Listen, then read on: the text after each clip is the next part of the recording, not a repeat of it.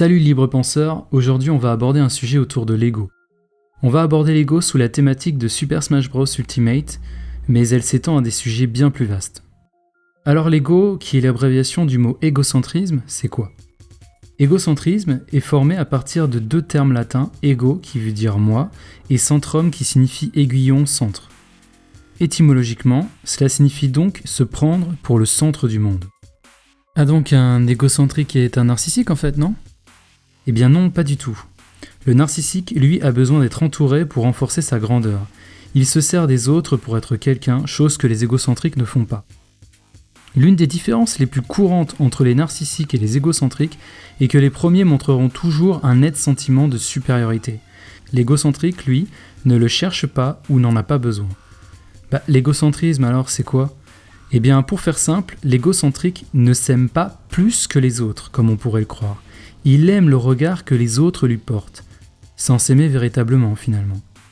Si un ami vous dit « mets ton ego de côté », c'est probablement le meilleur conseil qu'il ait pu vous donner.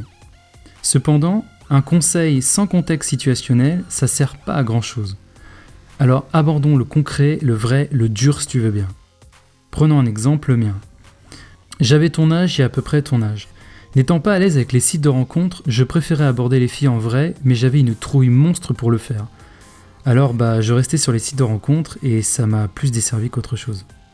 J'ai abordé 10 filles pour sortir avec une, c'était énergivore et ça produisait pas grande satisfaction. Puis j'ai lu un bouquin, La vérité sur les hommes et les femmes, et ça a fait tomber de nombreux biais cognitifs que j'avais assimilés avec le romantisme et toutes ces conneries. Par ailleurs, je ferai une vidéo spéciale sur la vision romantique qui détruit toute possibilité d'engager une vraie relation avec son ou sa partenaire.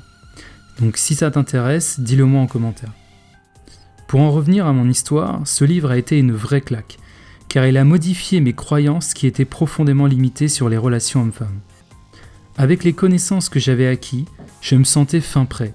Je suis allé voir la première charmante demoiselle dans la rue et ça a été le râteau du siècle. Oui, le bon gros râteau. On se sent mal, merdique, presque à regret d'avoir essayé. Puis on réessaye, encore et les râteaux s'enchaînent. Mais tout cela n'a pas été fait en vain, car mon ego était de plus en plus mis à mal, rencontre après rencontre. Un ego qui s'éteignait peu à peu pour laisser place au présent. Avant d'aborder cette femme que je ne connaissais pas, mon ego occupait mes pensées avec des affirmations toutes faites, du style « Ouais, de toute façon elle a un mec », « Oh, elle est trop belle pour moi. C'est pas le bon moment, j'essaierai demain. » Un ego qui sonne l'alarme quand on tente quelque chose d'imprudent, afin de nous maintenir dans une agréable zone de confort psychologique et étriquée. Allez, maintenant que j'avais enfermé l'ego dans un placard, je pouvais aborder sereinement cette belle femme qui marchait dans la rue. Et là, la fille me répond « Pas intéressé, merci. » Et ma réaction ne s'est pas fait attendre. Je me suis marré. Cette situation, j'en avais vu plein. Elle ne m'impressionnait plus vraiment. Et par la suite, la fille m'a souri. Je réalisais qu'il ne s'agissait pas d'un rejet, mais plutôt d'un jeu, inconscient ou conscient, que les femmes mettent en place pour voir à qui elles ont affaire. Je perdais si je croyais au râteau, je gagnais si je faisais comme si de rien n'était. La fille ressentait que j'étais joueur, et le test s'effilocha pour donner place à la séduction. Le rejet, qui était la chose qui me faisait le plus peur, devenait la chose qui m'excitait le plus. Quand j'abordais une nana qui me lançait pas de test, j'en étais presque déçu d'une telle facilité. Ça y est, vous voyez où je veux en venir ? La vie est un jeu et il faut s'en amuser.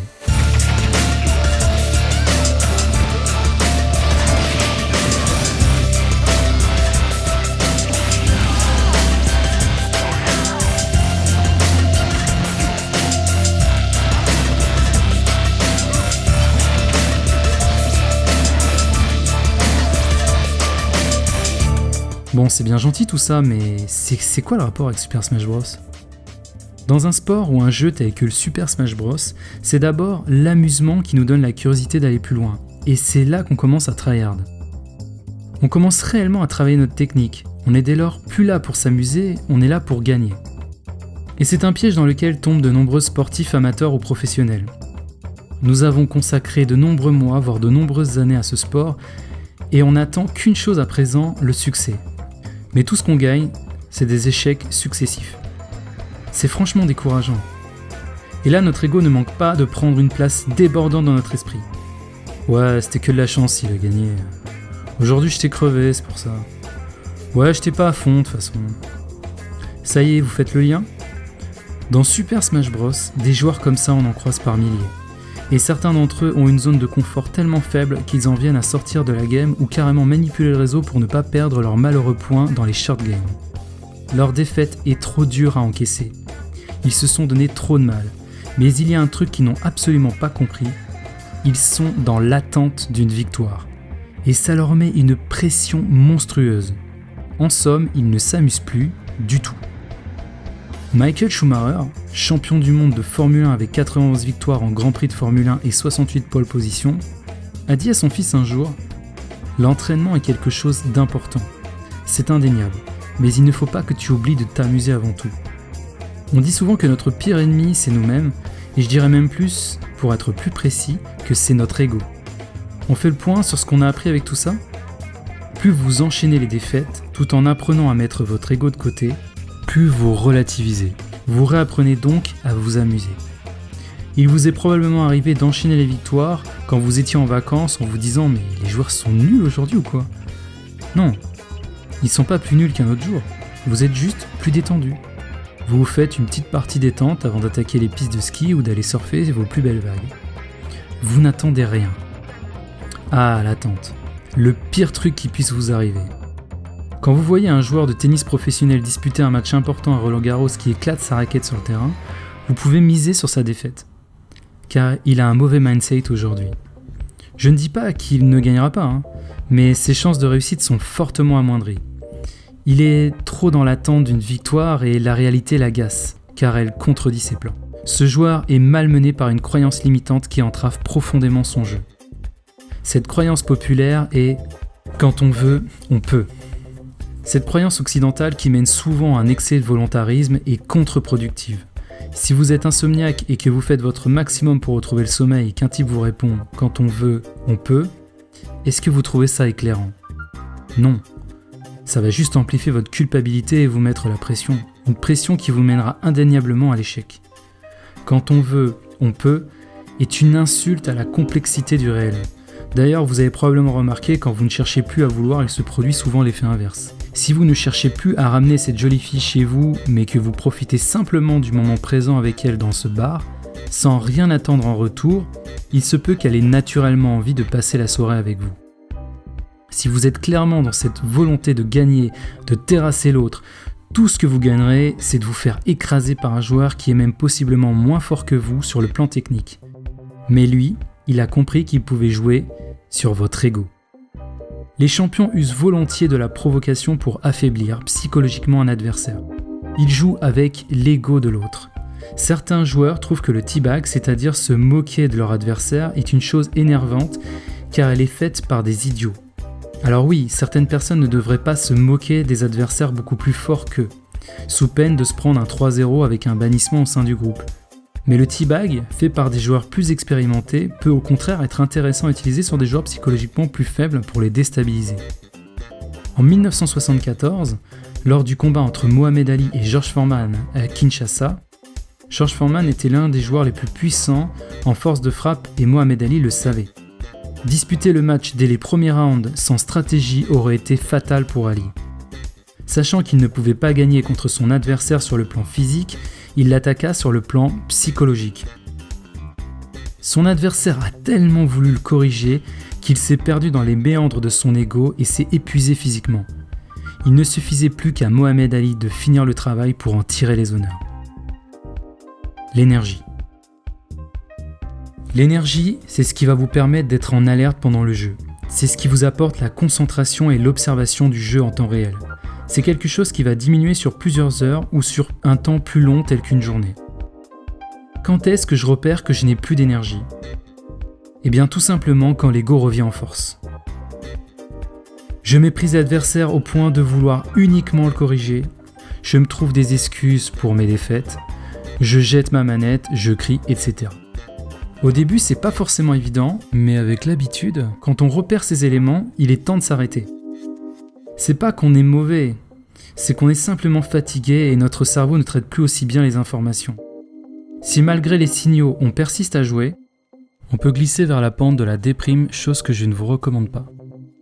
Le plaisir de jouer. Si vous allumez votre console juste parce que vous vous ennuyez, il se pourrait bien que vous ne preniez plus aucun plaisir à jouer et que vous vous fassiez massacrer. Votre plaisir n'est pas là aujourd'hui, il est inutile de forcer les choses. Pourquoi je ne ressens pas de plaisir aujourd'hui ? Essayons de décortiquer tout ça ensemble. Il y a 3 situations qui peuvent expliquer ce phénomène. Situation numéro 1, l'ennui. Vous affrontez un adversaire dont le jeu vous ennuie. Même si vous êtes meilleur, ne cherchez pas à le prouver. Vous commencez à vous ennuyer. Pourquoi vous faire du mal à prouver finalement que vous êtes plus fort ? Quel intérêt si ce n'est celui de satisfaire votre ego ? Situation numéro 2, la lassitude. Vous avez joué il y a 4 jours avec un entrain incroyable, vous étiez débordant d'énergie et ça se ressentait. Vous remettez le couvert le lendemain, puis le surlendemain et vous voilà arrivé aujourd'hui où vous allumez votre console par conditionnement, sans véritablement ressentir l'envie réelle de jouer. C'est tout à fait normal, votre plaisir de jouer s'est transformé en habitude lassante. On se pose alors la question, dois-je faire une pause dans SSBU ? Croyez-moi, si vous vous posez la question, c'est que la réponse n'est pas très loin. Oui, arrêtez de jouer, faites autre chose. Attendez que ce plaisir de jouer revienne naturellement. Concentrez-vous sur autre chose en attendant. Ça peut durer 2 jours, 1 semaine, 2 mois, voire plus. Peu importe, vous vous en fichez, ce qui importe pour vous, c'est de prendre du plaisir. Situation numéro 3. Changer de perso. Vous avez envie de jouer, mais plus votre main. Et vous seriez curieux de jouer un autre personnage, mais plusieurs choses vous freinent. La première, jouer un nouveau perso inclut que vous allez devoir rejouer avec des nuls. Ah non, ça il est hors de question. Mais vous comprenez que c'est votre ego qui parle là. Vous êtes là pour gagner ou pour découvrir ce nouveau perso ? Alors, lancez-vous et prenez des branlées par des joueurs plus nuls. Les gens disent qu'il faut travailler son main encore et encore et ne pas switcher à un autre. Alors oui, en effet c'est vrai, un main c'est plutôt bien de travailler pendant 6 mois, voire 1 an. C'est bien de se concentrer que dessus au départ parce que en fait vous n'apprenez pas que votre main, vous apprenez aussi la mécanique du jeu, la compréhension des rouages, des interactions entre les joueurs. Donc c'est important de pas trop switcher à ce moment-là parce que ça vous fera trop d'informations à accumuler. Mais une fois que vous avez pas mal tryhard votre perso, vous avez peut-être envie d'aller vers autre chose. Et là, vous vous dites oui, mais il faut peut-être que je continue à travailler mon main. Et là, en fait, ça va être important de savoir est-ce que vous écoutez vous ou est-ce que vous écoutez les autres. Parce que jouer un autre perso apporte de nombreux avantages. 1. Il permet de mieux cerner le match-up quand on reviendra à notre main. Et 2.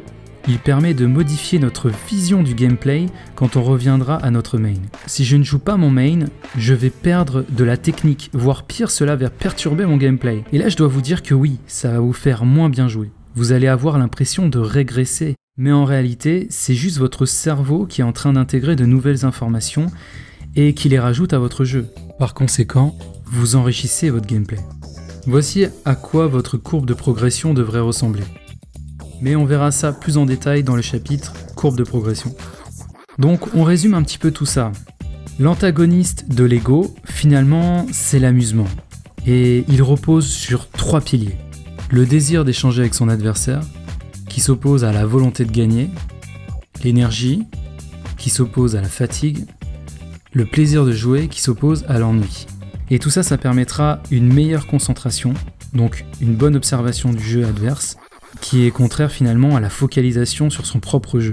Et ça va apporter une bien meilleure rapidité d'esprit au niveau du jeu.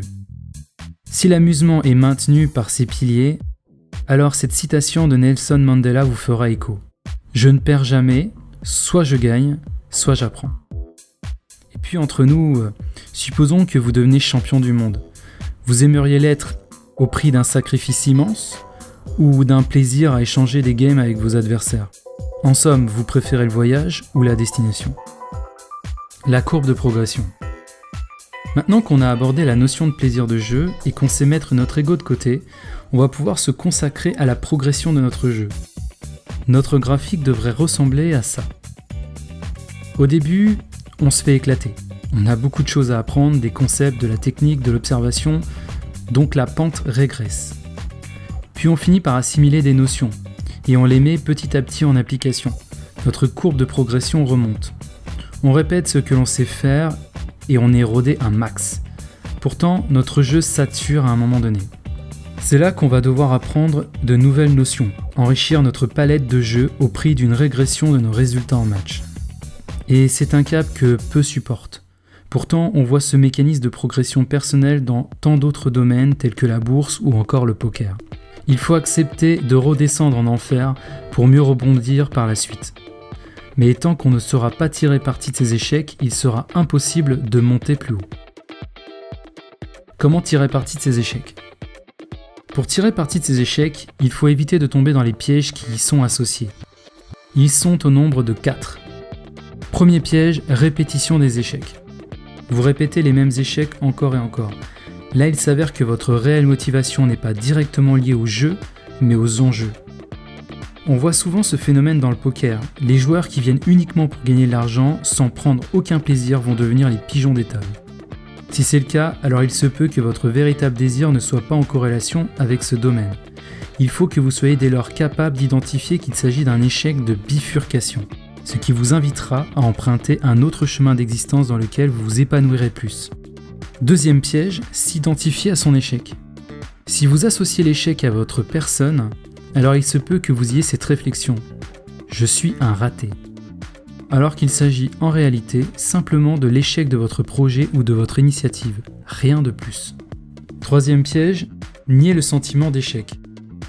Savoir accueillir ce sentiment d'échec plutôt que de le refouler. Si par exemple vous ressentez une certaine tristesse, il est plus favorable de l'accueillir plutôt que d'être dans le déni, sous peine de vous faire encore plus de mal par la suite.